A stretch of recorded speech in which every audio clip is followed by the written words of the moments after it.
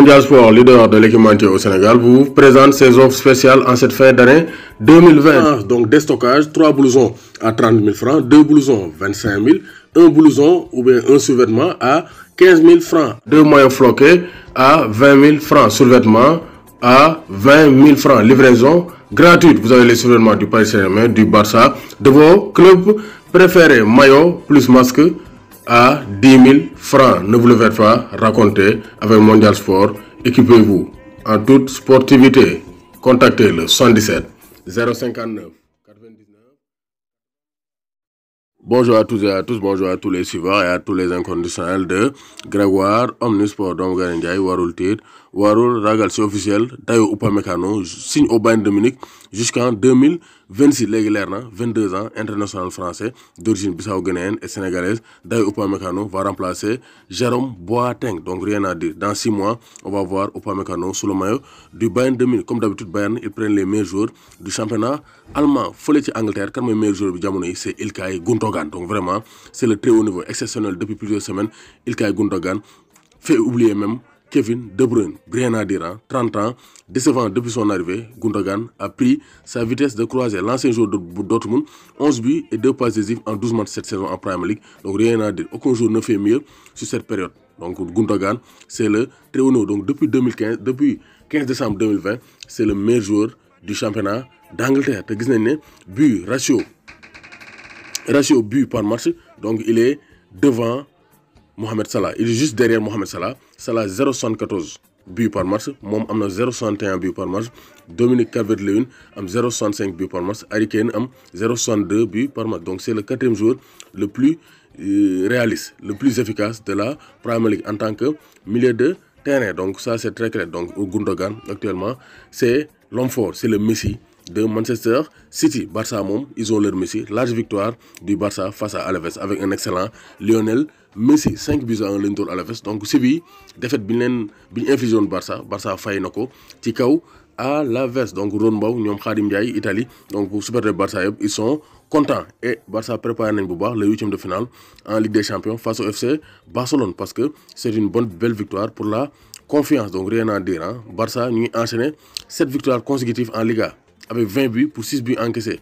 Depuis la raclée face à la Juventus de Turin, le Barça n'a pas chuté donc beaucoup de fois. Donc 2 défaites contre Bilbao en Supercoupe et face à Séville en Coupe du Roi. Sinon, Barça nous commencé yeewu. Et ça, c'est de très bonne guerre pour la Ligue des Champions. Donc Riqui Puig et Coman, ils sont vraiment confiants. Ils sont vraiment confiants pour la suite des événements. Trincao a réalisé un doublé en 29 et 74e minute. Donc la première belle performance de Trincao avec le FC Barcelone. Messi doublé, Junior Firpo double. Donc vraiment c'est le très haut niveau avec le FC Barcelone. Même Griezmann, temps il commence à adapter.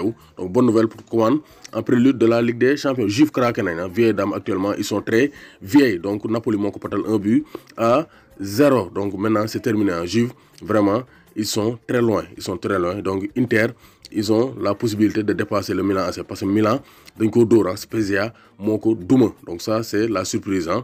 Spezia moo duma Milan de Kaoman Thiam et de Jim Momad. 2 buts à 0. Le Milan reste leader mais pourra perdre son trône en cas de succès de l'Inter Milan. Donc ce dimanche face à la Lazio de Rome. Et fait une semaine on aura le derby. Week-end prochain on aura le derby de Milan entre Ibrahimovic et Lukaku. Atlético moom dafa dóor 2 buts à 1. Donc loolu waxoon nañ ko dem. City piétine Tottenham. Donc City waaye nañ ne actuellement ren kenn du leen téye, ku ñemee na nga taxaw, ku ragal na nga daw. City ngi ñëw daal seen kaw. Donc doublé encore de Ilkay Gundogan et un but sur penalty de Rodri, son premier but en Premier League avec Manchester City. Donc vraiment c'est le très haut niveau. 11e victoire consécutive de City en championnat. Donc City va tout droit vers un autre titre de champion d'Angleterre. Donc Dortmund et Bayer Leverkusen freinés. Donc Dortmund, malgré Erling Haaland, donc vraiment ça ne va pas. Dortmund, ils sont en pleine difficulté. Séville inarrêtable. Il va falloir compter sur Séville en cette Liga 2020-2021. Donc Séville ñoo de Huesca 1 but à 0. Ils sont 3e avec un but de Mounir El Haddadi, le nouvel international marocain. Donc Mounir El Haddadi dafa demoon Espagne, xamul fu mu jëm mu dellu fële ca Maroc. Donc Andy Zidane il est bleu, l'histoire semble inéluctable. Noël Le Graët wax na ko, Deschamps wax na ko.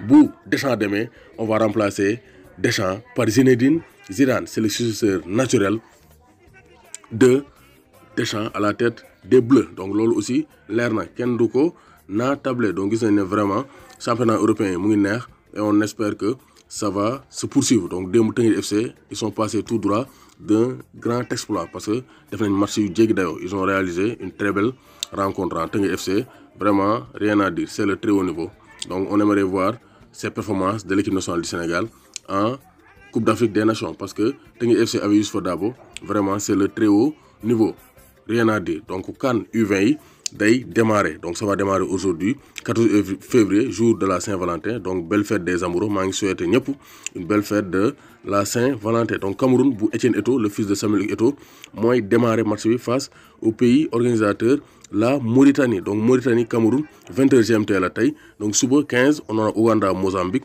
Burkina Tunisie 16h Namibie Centrafrique donc République centrafricaine 19h et le 16 on aura Ghana Tanzanie et Gambie face au Maroc donc Gambie boobu moo dóor Sénégal moo tax Sénégal participé wu ren pour la CAN U20 donc l'attraction c'est le fils de Samuel Eto'o Etienne Eto'o va faire le déplacement a déjà fait le déplacement en Mauritanie comme l'a bien dit Mamali Camara doomu star la on va essayer de voir ce que va faire Etienne Eto'o lors de cette CAN U20 en tout cas donc il y a 18 ans vraiment il y a 18 ans donc le Cameroun gagnait la Coupe d'Afrique des Nations 2020 donc vraiment à 18 ans Samuel Eto'o boobu muy am 18 ans donc mu gagné Coupe d'Afrique des Nations 2000 donc vraiment bokk ci équipe type 4 buts vraiment c'est le très haut niveau à 1 but du meilleur buteur donc Samuel Eto'o doomam ji bu toppee ci ay tànkam vraiment rien à dire il sera l'un des meilleurs joueurs de l'histoire du football africain parce que Eto'o il a marqué de son empreinte le football mondial